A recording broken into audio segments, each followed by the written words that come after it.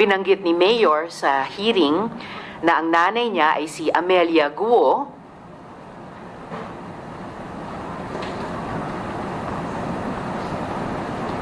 Ano po ang mga pangalan ng inyong mga magulang? Ang nanay ko po si Amelia Lial po. At ang ama po ninyo? Angelito Go po.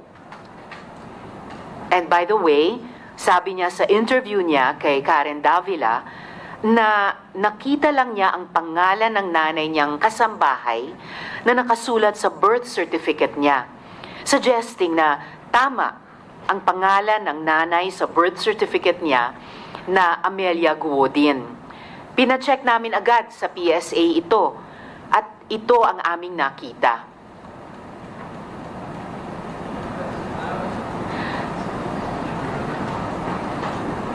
Tapos, nakalagay sa birth certificate niya na married ang mga magulang niya. Pero, no marriage record din. Mamaya, mas lalaliman pa natin ang pagtanong natin dyan because we will show that both her stories, the one in the May 7 hearing and the new one before Ms. Karen Davila, are riddled with holes.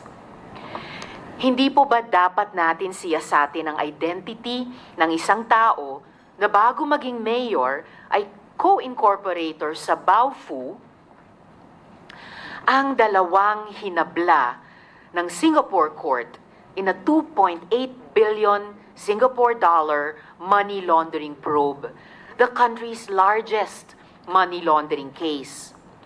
Zhang Ruijin has pled guilty, and his romantic partner, Lin Baoying, also involved in Baofu, is still facing charges. But, according to news reports literally yesterday, she was also poised to plead guilty. We were also made aware of stunning revelations in international media made by a former Chinese spy, alias Eric, literally just a few days ago, that China planted him in various locations, including in Southeast Asia, as a spy in 2007. Do you believe there are secret plays here in Australia? 澳洲肯定会有一些中国的秘密特工，他们在澳洲肯定已经有了一个支持的一个系统。而且我们都知道，一些中国的社团组织实际上就是为中国政府工作的，这是一个公开的秘密。秘密警察系统越来越忙，他们的权力毫无疑问是得到更大的膨胀。人员呐、编制啊、财务啊，可能都有进一步的膨胀。所以说他们在海外的一些行动，相对来说也有更加的活跃。Si Mayor Alice Guo po, 2005 ang delayed registration of birth. Opo, hindi 2003, but 2005 upon clarification with PSA. Malabo kasi ang typewriter ink sa birth certificate niya. So, 19 years old na siya noon.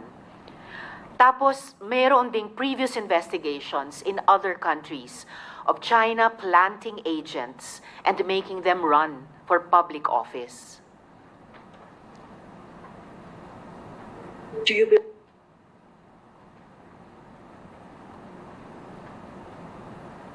I can tell you that I cannot recall. If, as is reported, that from 2003 to 2015, 12 years long, that if I can't recall, I can't be an active member. Why would we think exempted tayo? Why would we think that in light of the conflicting claims in the West Philippine Sea, magpapadala sila ng assets sa Australia, US, Cambodia, pero hindi sa Pilipinas, nakagitgitan nila sa karagatan? Ano tayo special? Padami ng padami na po ang lumalabas na ebidensya. Transnational crime, money laundering, espionage. It is too early to rule anything out. How do we rule anything out when the documentary evidence throughout history demonstrates that united front operations of the Chinese Communist Party have links to triad groups and criminal syndicates? I'd just like to acknowledge the presence of Senator Sherwin Gatchalian. Salamat po sa pagdalo. ito mismong Prince Group na ginamit na front ng former Chinese spy na si Elias Eric ay dawit sa scam hub operations. Hindi po ba tama na magtanong? Hindi po ba tama na magduda? Pero mga kaibigan, let me also take this opportunity to remind all of us, racism is never justified. Ang Pilipinas ay dapat manatiling bukas at mapagkandili sa mga taong sumusunod sa ating batas at walang hangaring masama, Pinoy man o dayuhan. I'd like to acknowledge the presence of Senator Raffy Tulfo. Salamat po. We will not condone making open targets of anyone just because of their foreign blood. Gaya ng wala din tayong problema sa mga anak sa labas o anak ng kasambahay na tinago o ano paman. I'm the sponsor of the Foundling Law at pinaglaban natin ang mga batang ipinanganak na walang ganap na identity. Pero, kung sila ay nagpapapasok ng mga pugante, kung sila ay nakikipagsabwatan sa money launderers, kung sila ay nagtangkang tumakbo for public office na alam nila na mayroon silang disqualification, kung sila ay nagtatrabaho kontra sa ating pambansang seguridad, pagkukulang naman po namin bilang mga halal na lingkod bayan kung di namin ito maiging siyasatin. Is this mayor, who was born on a farm, taught by literally one person from kinder to high school, tapos hindi nag-college, a Chinese spy? A big-time money launderer? An enabler of scams and human trafficking? None of the above? One of the above? Or all of the above? Friends, the stakes are too high for this investigation not to be pursued. Marami pong salamat. I'd like to ask my colleagues if they also have opening statements. Senator Raffy, you have the floor. Good morning, Mr. Chair, Madam Chair, Senator Win Gatchalian. I've seen the transcript of the previous hearings in this committee pertaining to the investigation being conducted, and I saw also the videos wherein lumilitaw para bang teleserye itong buhay ni Mayor Alice Go. Blockbuster ito kapag ito ay ginawa nating teleserye kasi fairy tale eh. Siya ay anak ng isang kasambahay na nabuntis ng isang mayamang Chinese and then pinalaki sa isang farm tapos nag-aral sa bahay, wala siyang kakilala mga kaibigan, and then isang araw, bigla na lang siyang naging mayaman.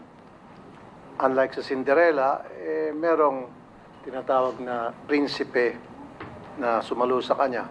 Dito, it seems to me that she did it on her own. Maraming butas po ako nakikita dun sa narrative ni Mayor Go. Nag-attend ako dito ngayon para bubutasan ko po. Marami po mga butas doon sa mga statements ni Mayor Go. Hopefully, I have some few questions na kailangan niya masagot. Kapag hindi niya masagot, doon makikita na meron po siya talagang itinatago. Hindi po kapani-paniwala. Marami din po ako, Madam Chair, na request sa committee na ito ipapatawag. Unang-una, ipapatawag po natin ay yung pong midwife na nagpaanak sa kanya. Pangalawa po, nung magpa-file silang rate registration, sino po doon kung saan siya nag-file ng rate registration ang tumanggap. Pangatlo po, Madam Chair, gusto ko pong patawag yung barangay chairman na kung saan nandun yung kanyang farm. Kasi siyempre, if you have a farm and it's not a backyard farm, it's a commercial farm, you need to get a permit para ma-approvean yung farm na yon. you have to get a sanitation permit, etc. Nais ko rin po patawag yung mayor na nag-endorse sa kanya, na nag-last term na, and she was endorsed by that mayor to take his place. So, syempre, si mayor, I'm sure, hindi naman siguro niya endorse itong si Mayor Go kung hindi niya kakilala. Patatawag din po natin yung BIR. Patatawag din po natin yung mga suki niya na pinagbebenta niya ng baboy. Patatawag din po natin yung mga tauhan niya sa farm.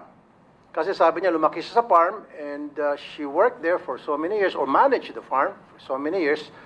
And of course, hindi naman niya pwedeng i-manage yung isang commercial farm all by herself. She has to have a lot of people. And who are those people? Hindi naman pwedeng sasabihin niya, hindi ko kilala yung mga taong yon. And of course, dapat marunong siya magkapampangan. Matanong ko lang muna, Mayor Go, marunong ka magkapampangan? Magandang umaga po, Senator Mayor po. Raffy, Madam Chairman Senwin. Di takla mo po yung aking kapampangan po. Hindi klaro. Hindi po. Konti lang Kaunti po lang yung po. alam ko po. Konti lang po. Okay. Yun nga yun eh. Matagal ka sa Tarlac at nakahalubilo mo yung mga tauhan mo and all of these people that work under you, of course, they speak Kapampangan. And I'll tell you, I lived in Zamboanga only for 2 years, from kinder to grade 1, and yet, natuto ako magsalita ng Chabacano. And it's unbelievable on your part, and you live in that place up to now, and dealing with people, with your staff sa farm mo, at hindi ka natutong magkapampangan, konti lang. Ako, malawak ang Chabacano ko. And I only live in Zamboanga for 2 years. At a very early age. In your case, from start hanggang ngayon, nasa Tarlac ka na ang primary language doon ay Kapampangan, and yet konti lang. That's unbelievable. That's very amusing. Tell it to the Marines, sabi pa nga nila. So mamaya po, Madam Chair, Yes, marami Sir akong Rafi. katanungan na sigurado kong pagpapawisan itong si Mayor Go. Bigyan po natin siya ng tissue at saka panyo. Maraming salamat po, Madam Chair. Salamat, Sen. Rafi. And at the proper time, bago tayong mag-suspend ng hearing mamaya, iimbita nga ng chair sa ating COMSEC yung mga dagdag na resource persons mula po sa private sector, mula sa local government, sa mga national government agencies din. At pero para dun sa nais itanong mamaya at sa tumanggap ng late registration ni Mayor, we actually have here in the hearing today and can be questioned also later yung local civil registrar po ng Tarlac. So salamat po sa opening statement. COMSEC, paki-acknowledge yung ating mga resource persons at pasumpain yung mga hindi pa nanumpa nung nakaraan.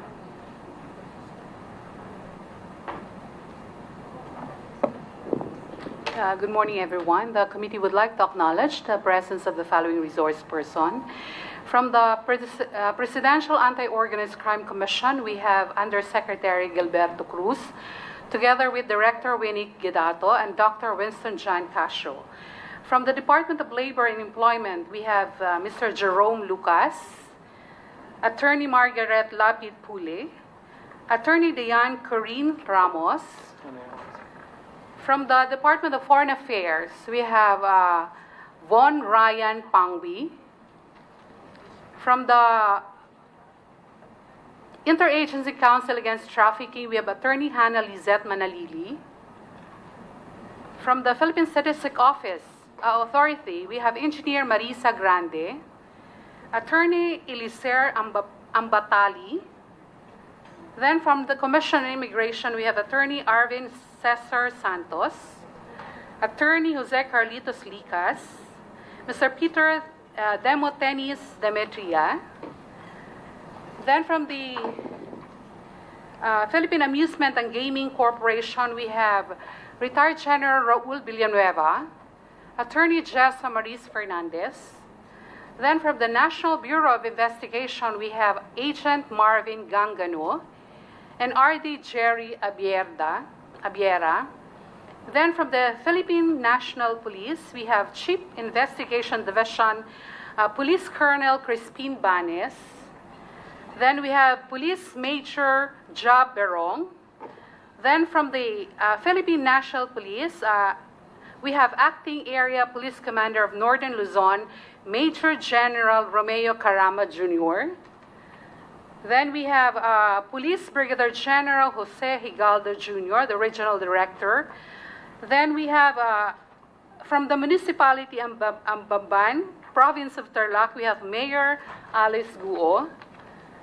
Then from the Land Registration Authority, we have Attorney Ronnie Tababa. From the Tarlac Electric Cooperative Incorporation, we have Mr. Jesus Bruno. Then from the Commission on Election, we have Chairperson George Erwin Garcia. From the Clark Development Corporation, we have Vice President Gloria Victoria Yap Taruk and Assistant Vice President Rodin Perez. From the Anti-Money Laundering Council, we have Attorney Adrian Arpon and Attorney Richard Chan. We have the Municipal Assessor of Bamban Tarlac. We have Mr. Mar Antonio Tan. And we have the Civil Registrar, Local Civil Registry of Tarlac. We have Mr. Armin Leonardo Ibarra. Madam Chair, we invited Mr. Walter Wonglong, then the General Manager of Sung Yuan Technology, but he's currently detained at the Provincial Jail of Tarlac under the jurisdiction of the Province of Tarlac, manned by Warden Police Colonel Samuel B. Munoz. The committee wrote a letter requesting Warden Munoz to allow Mr. Walter Wonglong to appear in this committee. We also sent a letter invitation to Mr. Wonglong. Madam Chair, can I read the dispositive portion of the reply of Mr. Please do, Comsec. Okay. Inasmuch as we would like to bring the subject person deprived of liberty at the above-mentioned hearing, undersigned could not do so due to the absence of a court order. We tried our very best to apply and secure a copy of such, but I'm afraid that we would not obtain it in due to time constraint. Further be informed that movement of PDL outside the jail premises requires a court order, as this entails a lot of paperwork to be submitted to the provincial government for the approval. In connection, the undersigned manifested and apologizes for the non-compliance on our part and has no intention to undermine the Senate's inherent power, but also consider the court's contempt if we will break the rules. Rest assured that we will comply if the honorable body will issue same order. The committee staff also went to Tarlac to deliver the invitation to the incorporators of Baofu, Mr. Chang Ruin, Bayong Lin, and Mr. Shang Wan. The invitation were received by the head of the security, Mr. Jimmy Alputan of Pontana, and another incorporator, Ms. Rachel John Malonzo Carion. The invitation was received by her mother, Ms. Loida Carion. We also invited the incorporators of Hongshin, Ms. Rowena Gonzalez Evangelista, but the others therein are non-existent. Ms. Rita Itorralde, the corporate secretary of Hongshin, do not live in that address. The invitation for Ms. Joy Castro was received by her nephew Brian Butin and Ms. Thelma Naranan. The president and treasurer of Hongshin do not live in that address. That's all for now, Madam Chair. Thank you, Comsec. Please extend the committee's appreciation to the warden of the provincial jail where Mr. Walter Wonglong is a person deprived of liberty. Of course, ginagalang naman natin yung pagsunod ng warden sa rules ng korte at yung prosesong dapat daanan muna nila kaugnay ng provincial government of Tarlac. So, in consultation with Senate Legal, the committee will, the chair's asking the assistance of the COMSEC. Alamin po natin paano po tayo makapag-proceed para makuha pa rin yung testimony ni Mr. Walter Wonglong. By the way, bakit sila nakadetain? According to CIDG, there are cases filed against them locally. There are complainant. Right, salamat, Comsec. And then, clarification, nung deliver yung invitation sa mga incorporators ng Baofu, ang tumanggap ay Head of Security ng Fontana? Rest in the Articles of Incorporation. Okay, Fontana, which is also a familiar name in the long-standing investigations of the Senate sa kabuuang POGO Yes, ma'am. operation. So very interesting. And then the mother and daughter na naka-receive sa invitations, Carrion, that's also, friends, that's also a familiar name in the current investigations of the Senate Committee on Women of POGOs, and even in connection, if I'm not mistaken, if I remember correctly, with the Baofu investigation in particular. And last